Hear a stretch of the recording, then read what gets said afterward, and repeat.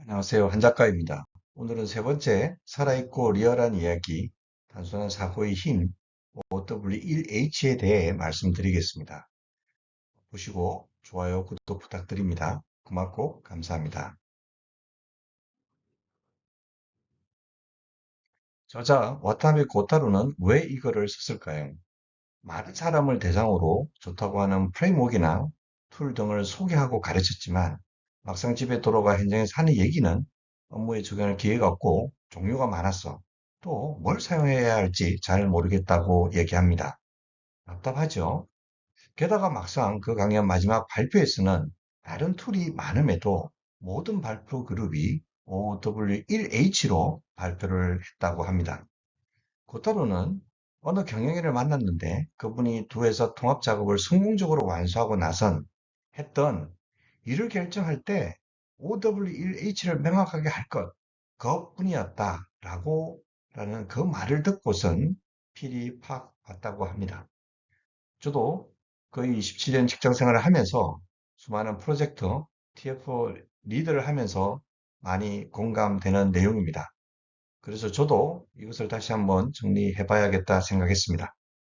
OW1H, 이 단순하지만 강력한 도구, 이 질문이 이 영상을 보시는 분께 다양한 사업 문제의 해결력과 설득력, 그리고 통찰력을 얻는 계기를 만들어 줄 것입니다. 지사설, 세븐스텝 등 다양한 프레임워크나 발상의 도구는 사고의 폭을 넓히고 정리하는 데 유용한 체계임에는 분명합니다. 다양한 툴에 대해서 따로 심도 있게 이야기 나누는 시간을 가지겠습니다.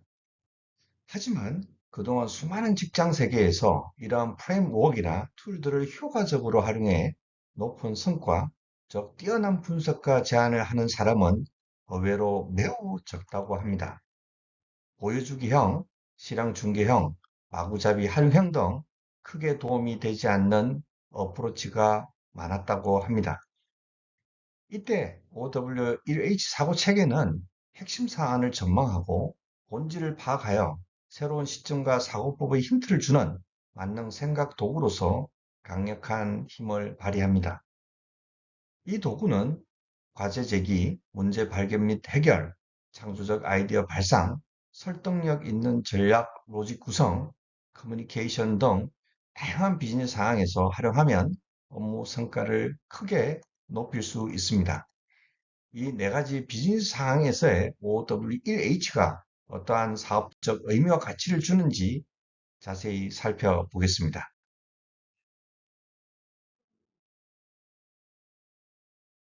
이 Y는 과제 제기, 즉 문제 발견과 정의에 매우 중요한 첫 출발점이 됩니다. 미리 말씀드리지만 이 장과 다음 장이 제일 중요합니다. 여기서 말하는 회계 분석 사고는 지금의 생각과 관점이 what과 how에만 머물러 있지 않은지, 표면적 목적이 아닌지 확인하는 것입니다. 우리는 보통 잘 주어진 목적의 발생에 익숙하고 관심을 보입니다. 그 목적이 무엇인지 잘 알려고 하지 않습니다. 더 명확히, 더 깊이 이해할수록 빨리 본질적 문제 해결을 할 수 있습니다. 그리고 진짜 목적이 드러납니다. 심지어 어떤 경우에는 과제를 준 경영자도 그 진짜 목적이 무엇이 되어야 하는지 모르는 경우도 있습니다. 예를 들면 어느 제조회사의 페이퍼리스 운동의 진짜 목적은 무엇이 되어야 할까요? 낭비 줄이는 걸까요? 아니면 보고의 시간을 줄이는 걸까요? 물론 그렇게 해서 비용 개선하고 업무 생산성을 높이는 것으로도 연결되겠지만 더 궁극적인 목적은 사내 업무를 줄여 밖으로 나가게끔 하여 외부 고객 지향적 업무 풍토를 더 만들도록 하는 것입니다. 드릴을 사는 사람이 정말 원하는 것은 구멍일까요? 맞는 답은 드릴을 통해 최고로 즐거운 경험을 사려고 한다입니다. 왜 구멍을 원하는가? 드릴로 무엇을 하려고 하는가에 대한 질문과 이해를 해야 합니다. 이와 같이 새로운 가치를 창조하려면 Y로 거슬러 올라가 고객이 원하는 제품을 일로 바꿔서 생각해 봐야 합니다. 드릴을 파는 사업을 살아있고 리얼하게 다시 정의하면 다음과 같이 표현될 수도 있습니다. 우리 사업은 들이라는 제품을 파는 게 아니라 구멍을 뚫어 아이의 사진을 벽에 걸고 행복을 느끼는 일이 가능해지도록 돕는다로 정의해 볼 수 있습니다. 하나의 얘기는 하나 실천에 옮길 수 있는 지침이 되고 사업 성공, 사업 성장, 확장의 핵심이 되기도 합니다. 사업 환경과 사업의 전제가 배렸는데도 맹목적으로 과거의 왓에 머무는 문화가 강한 조직은 역동성이 크게 떨어집니다. 실체 없는 Y와 때늦은 왓은 사람과 조직의 사고의 정지, 성장의 정지가 드러납니다. 항상 사업을 재정의해보려는 노력은 절대 멈추지 않아야 되는 가르침입니다. 가슴에 새기고 책상 밑이나 앞에 붙이고 떼지 않아야 되는 표가 되어야 합니다. 새롭고 창의적인 비즈니스 아이디어는 어떻게 나오는 걸까요? OWH를 가지고 빈틈없이 사고하되 유연하게 질문하고 효과적으로 조합하려는 노력만으로도 신선한 아이디어와 개선점이 나올 수 있습니다. 그렇게 잘 안 한다는 것이 문제라면 문제입니다. 게다가 편견과 선입견, 또 오랫동안 해온 습관과 경험이 발목을 잡기도 합니다. OWH 적절한 질문만으로도 새로운 관점을 찾아낼 수 있습니다. 예로 파나소닉의 전동 칫솔 포켓 도르츠는 그동안 매출 제자리 걸음이었던 것을 언제 어디서 사용할 제품을 만들 것인가라는 근본 질문을 다시 던져 전동 칫솔의 보급률을 단숨에 높였다고 합니다. 이의 결과로 가정용에서 외출용, 아동용, 고양이나 개 등의 동물용 등 다양한 제품 출시로 대박을 냈다고 합니다. 에키나카역 구내시설은 역 이용 시간을 역 이용자의 개념을 완전히 바꾸었습니다. 잘 아시는 백과사전 위키피디아는 누가 집필하는가의 개념을 바꾸어 놓았습니다. 처타티 사이트 서점은 책을 사서 나가는 장소가 아니라 여유롭게 독서를 즐기는 사지도 않아도 되는 장소, 웨어의 개념을 바꾼 사례입니다. 이와 같이 전혀 새로운 비즈니스 아이디어는 what을 제외한 4W에서 탄생합니다. 4W는 why, who, when, where입니다. 이를 모델화한 것이 신가치 창조를 위한 OW1H 핸들입니다. 제품의 핵심은 맨 마지막에 해도 전혀 늦지 않습니다. 이 핸들 사고 과정을 반복하다 보면 선도 기업을 앞질 수 있는 사업기의 발굴과 제품 핵심이 수월해집니다. 아무것도 하지 않으면 아무 일도 일어나지 않습니다. 그렇다고 막 해서는 안 됩니다. 사고의 캔버스를 넓히는 가장 기본적인 툴을 제대로 이해하고 사용할 수 있어야 합니다. 그래야 실전에 강한 사람이 됩니다.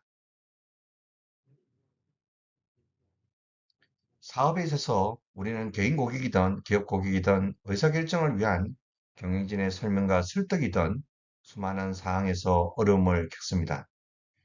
비즈니스에서의 설득은 특정한 목적 달성을 위해 상대의 행동을 바꾸는 것입니다. 그러면 이런 다양한 상황에서 설득의 경쟁력은 어떻게 만들어야 할까요? 이 질문의 답은 이해하기 쉬운 설명, 설득에는 구조가 있다는 겁니다.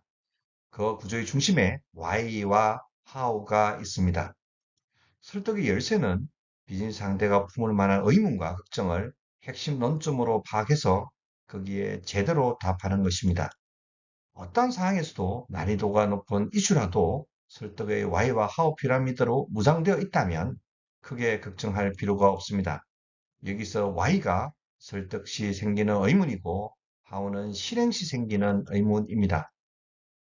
Y 하우 피라미드 구조화에서 새로운 시장에 진출해야 한다고 가정하고 스스로 연습을 해보면 설득의 힘을 배가시킬 수 있다는 것을 직접 느낄 수 있습니다.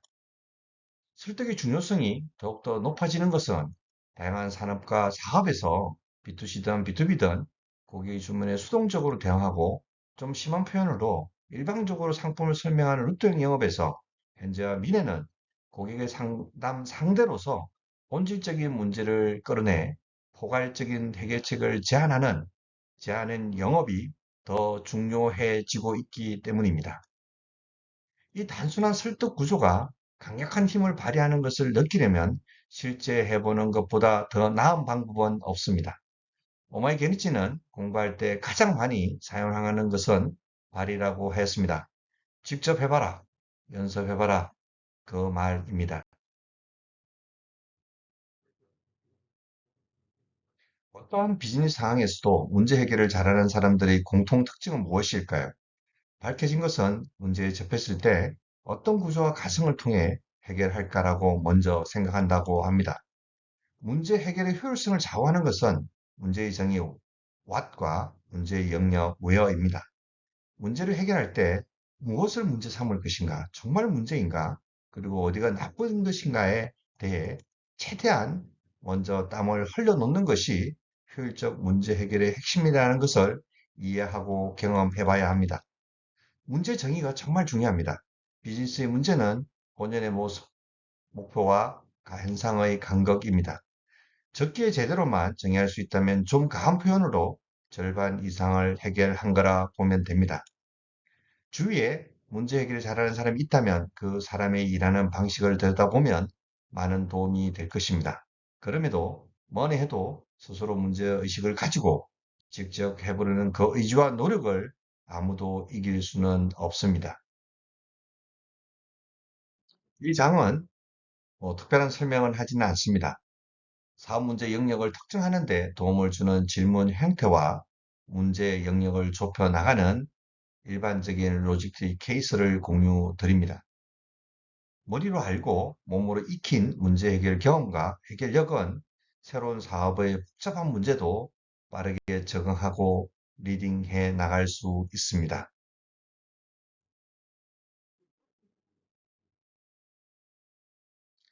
다음 시간에는 문제 해결 도구, 기업의 역사, 미래 사업과 투자 중 하나의 주제로 다시 돌아오겠습니다. 앞으로 더 좋은 내용으로 더 이해하기 쉽게, 더 재미있게 말씀드릴 수 있도록 노력하겠습니다. 아직은 많이 부족합니다. 한 작가였습니다. 고맙고 감사합니다.